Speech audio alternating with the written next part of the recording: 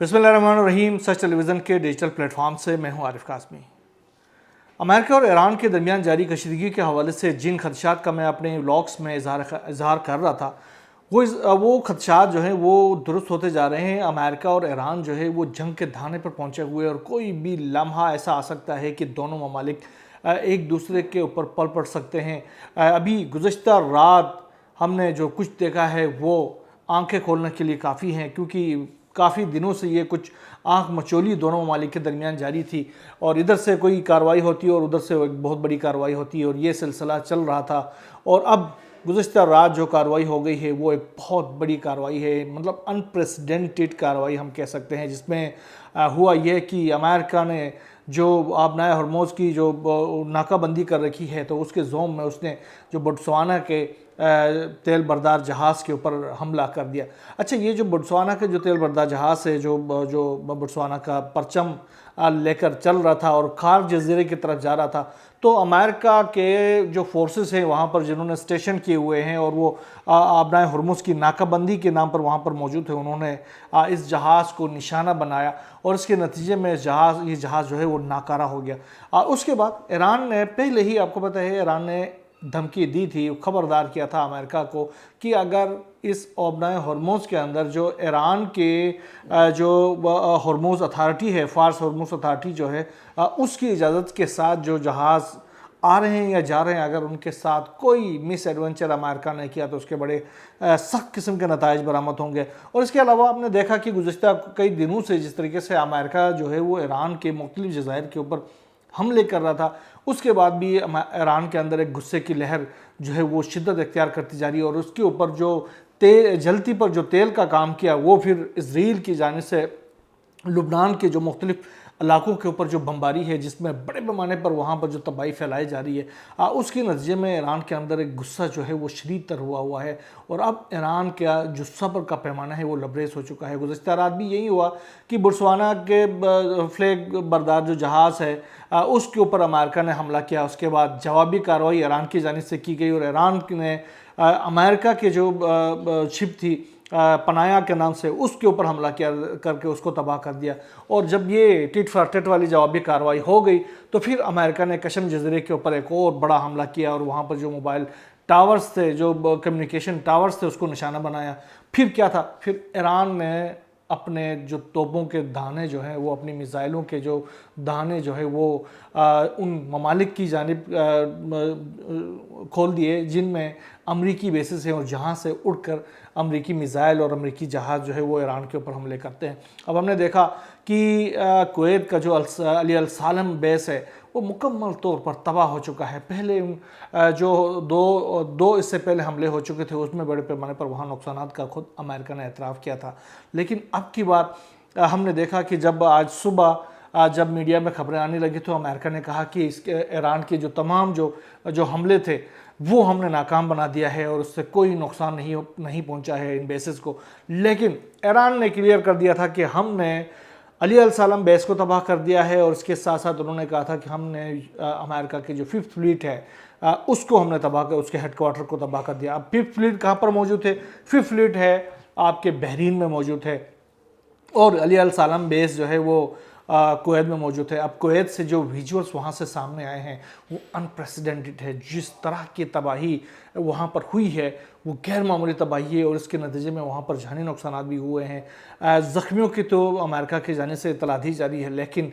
ہلاکتیں کتنی ہوئی ہیں اس کی اطلاع نہیں دی گئی ہے۔ آنے والے دنوں کے اندر اس کی اطلاعات بھی آ سکتی ہے۔ ایران کی جانب سے یہ بھی کہا گیا کہ وہاں پر نہ صرف ہم نے اس بیس کو نشانہ بنایا، وہاں پر ہیلی کاپٹرز کو نشانہ بنایا گیا ہے، وہاں پر ڈرونز کو نشانہ بنایا گیا ہے، اور جو ان کی جو جنگی جہاز ہیں ان کے ہینگرز کو ہم نے نشانہ بنایا ہے۔ تو ایران کی جانب سے جو میزائلز وہاں پر داغے گئے ہیں، امریکہ نے تو گو کہ 6 میزائلوں کے داغے جانے اور ان کو ایئر ڈیفنس سسٹمز کے ذریعے تباہ کرنے کی اطلاعات دی ہیں، لیکن گراؤنڈ ریئلٹیز اس سے مختلف ہے۔ اچھا، اس میں ہم نے یہ بھی دیکھا کہ ایران کے جو میزائلز تھے ان کو انٹرسیپٹ کرنے کے لیے جو میزائلز داغے گئے، جو دفاعی نظام داغے گئے تھے امریکہ کی جانب سے، وہ بھی الٹا فیل ہو گئے اور وہ بھی جا کر کویت کے کسی محلے کے اندر جا کر گرے اور اس نے بھی وہاں پر تباہی پھیلا دی۔ یہ صورتحال جو ہے وہ اس طرح پورے مشرق وسطیٰ کی اس نئی کشیدگی کے دوران دنیا نے دیکھ لیا۔ اور جو ففتھ فلیٹ ہے جو کہ بحرین میں موجود ہے، جو نیوی کا ہیڈ کوارٹر کہا جاتا ہے پورے مشرق وسطیٰ اور پورے خطے کے اندر، اس کو وہاں سے نیول جو ایکٹیویٹیز ہیں ان کو اسی بیس سے کنٹرول کیا جاتا ہے۔ اور بحرین کے جو حکام ہیں ان کو بڑا بلکہ ان کو فخر حاصل ہے کہ ہمارے پاس جو ہے وہ امریکہ کا جو نیول فلیٹ وہاں پر موجود ہے، اس کا ہیڈ کوارٹر وہاں پر موجود ہے، اور ساتھ میں اسرائیل کی جو سیکیورٹی جو خفیہ ایجنسی ہے موساد، اس کا ہیڈ کوارٹر وہاں پر موجود ہے، تو ان کو یہ فخر کرتے ہیں۔ لیکن ایران نے گزشتہ 40 روزہ جنگ کے اندر بھی اس ہیڈ کوارٹر کے اوپر بڑے پیمانے پر حملے کیے تھے، اور آج بھی ایک بہت بڑا حملہ اس خطے کے اوپر کیا ہے۔ اس کے بعد ایران نے کی جانب سے یہ اطلاعات بھی سامنے آ رہی ہیں، یہ تصدیق نہیں ہے کہ اس نے عراق کے اندر بھی جو امریکی بیسز ہیں ان کو بھی نشانہ بنایا گیا ہے، خاص طور پر جو اربیل اور کردستان کے علاقے کے اندر امریکہ کے جو بیسز ہیں ان کے اوپر ایران جو ہے وہ وقتاً فوقتاً ویسے بھی حملے کرتا رہتا ہے، ساتھ میں جو کردوں کے جو ٹھکانے ہیں ان کے اوپر بھی حملے کرتا رہتا ہے۔ تو ابھی یہ اطلاعات آ رہی ہیں کہ ان علاقوں کے اوپر بھی ایران کی جانب سے بڑے پیمانے پر حملے کیے گئے۔ اچھا، دوسری بڑی کارروائی کیا کیا ہے ایران کی جانب سے؟ ایران کی جانب سے فوری طور پر جو مذاکرات تھے ان کو فوری طور پر بند کرنے کی اطلاع آئی ہے سامنے، اور ساتھ ساتھ ایران کے جو وزیر خارجہ ہے، ایرانی حکام ہیں، انہوں نے مختلف ممالک کے جو ہم منصبوں اور اہم شخصیات کو فون گھمانا شروع کر دیا، خاص طور پر پاکستان سمیت 6 مختلف ممالک کے جو وزرائے خارجہ ہیں ان کو عباس عراقچی صاحب نے فون کر دیا۔ خاص طور پر اس میں فرانس ہے، ترکیہ ہے، مصر ہے، قطر ہے اور سعودی عرب ہے، ان تمام کے وزرائے خارجہ کو فون کر دیا۔ پاکستان کے اندر پاکستان کے army chief field marshal Syed Asim Munir سے بھی عباس عراقچی صاحب نے رابطہ کیا۔ اس میں یہ کہا جا رہا ہے، ایران کی جانب سے یہ کہا جا رہا ہے، ایران کے مختلف اخبارات، رسائل اور ویب سائٹس کی جانب سے دعویٰ کیا جا رہا ہے کہ خاص طور پر جو نئی ایسکلیشن ہے مشرق وسطیٰ کے اندر، اس کے حوالے سے عباس عراقچی نے بات کی، اور ساتھ ساتھ انہوں نے یہ کہا کہ اس صورتحال میں، اس سیناریو کے اندر بات چیت کا سلسلہ مزید آگے نہیں بڑھایا جا سکتا ہے، اور ہم جو ہے وہ امریکہ کو سبق سکھانے جا رہے ہیں۔ ابھی مجھے یہ لگ رہا ہے کہ امریکہ کے اوپر کارروائی ہو سکتی ہے، اور یہ کارروائی آنے والے دنوں میں صرف امریکہ کے جو بیسز ہیں ان پہ نہیں بلکہ اسرائیل کے خلاف بھی ایک بڑی کارروائی ہو سکتی ہے، کیونکہ گزشتہ روز جس طریقے سے اسرائیل کی جانب سے لاہیہ، زاہیہ اور داہیہ کے جو علاقے ہیں لبنان میں، بیروت کے جنوب میں، ان کو نشانہ بنانے کے لیے ان کے علاقے کو خالی کرنے کی جو دھمکی دی تھی، اس کے بعد ایران نے کلیئر کر دیا تھا کہ اب ہم شمالی اسرائیل کو کھنڈر بنانے جا رہے ہیں۔ اس کے بعد پھر ٹرمپ کو کال گمانی پڑی تھی، اور ٹرمپ نے پھر نیتن یاہو کو کہا تھا کہ بھائی آپ پیچھے ہٹ جائیں، یہ نہیں ہو سکتا، آپ کو تباہ و بربادی کا سامنا کرنا پڑے گا۔ تو جس کے بعد نیتن یاہو وہاں سے تو پیچھے ہٹ گیا، لیکن جنوبی لبنان کے اوپر نیتن یاہو کے حملے ابھی بھی جاری ہیں، مسلسل حملے کر رہا ہے، اور جنوبی لبنان کے جو انفراسٹرکچر ہے اس کو بہت بڑے پیمانے پر تباہ کر رہا ہے۔ آج بھی اس نے بنجامن نیتن یاہو کی جو فورسز ہیں انہوں نے جنوبی لبنان کے مختلف علاقوں کے اوپر حملے کیے ہیں، اور وہاں پر خاص طور پر کچھ گاڑیوں کو بھی نشانہ بنایا گیا ہے، جو موونگ وہیکلس ہیں ان کو نشانہ بنایا گیا ہے، اور پھر مختلف جو بلڈنگس ہیں، اہم بلڈنگس ہیں ان کو نشانہ بنایا گیا، ہاسپٹلس کو نشانہ بنایا گیا ہے۔ موروانیہ کا علاقہ ہے، وہاں پر خاتون اور 2 بچے وہاں پر زخمی ہو گئے ہیں، مزید 8 افراد وہاں پر شہید ہیں ٹوٹل، اور متعدد زخمی بھی ہیں۔ اور اس کے علاوہ حزب اللہ نے بھی، جو لبنان کی مزاحمتی تنظیم ہے، اس نے بھی جوابی کارروائی کی۔ انہوں نے بھی یہ کہا ہوا ہے کہ اسرائیل جب کارروائی کرے گا تو اس کا جواب ہم بھی دے دیں گے۔ اچھا، ان کی جو جوابی کارروائی ہے اس میں 2 اسرائیلی فورسز کے زخمی ہونے کی اطلاع دی گئی ہے۔ اچھا، ابراہیم رضائی جو کہ ایران کے نیشنل سیکیورٹی کونسل کے ممبر بھی ہیں، انہوں نے کہا کہ امریکیوں نے ثابت کیا ہے کہ وہ صرف مذاکرات سے بات نہیں مانتے، ان کو سیدھا کرنے کا طریقہ میزائلوں سے ہے، یہ صرف میزائلوں کی زبان جانتے ہیں، لہٰذا ان کا علاج جو ہے وہ میزائلوں کے ذریعے ہی کیا جا سکتا ہے۔ اس کے علاوہ